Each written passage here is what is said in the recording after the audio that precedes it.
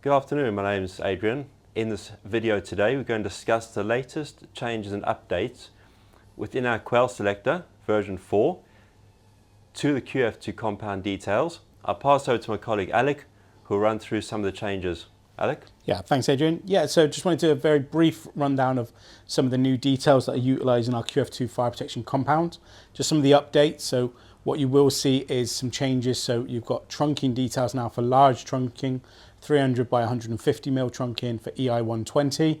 We've got insulation for copper pipes, foil-faced rock fibre of a lower density. Typically we had 120 kg density. We now allow 90 kg, so that opens up the options for Paroc, Canalf, as well as just Rockwool, Rocklap. Some of the new details we've got are stuff like the Python pipe. Here's an example of what that is for those that don't know.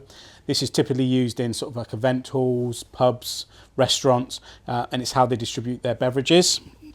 We've tested small diameter plastic pipes such as PEX, polybutylene, and MLC, that's multi-layer composite pipework, and we've got solutions such as rigid steel conduits. If you look in our QuelSelector version 4, you'll see a massive expansion of our profile deck floor details and also our hollow core floor details with a much increased aperture size. And that's about it. Very good, thanks Alec. Thanks for that overview.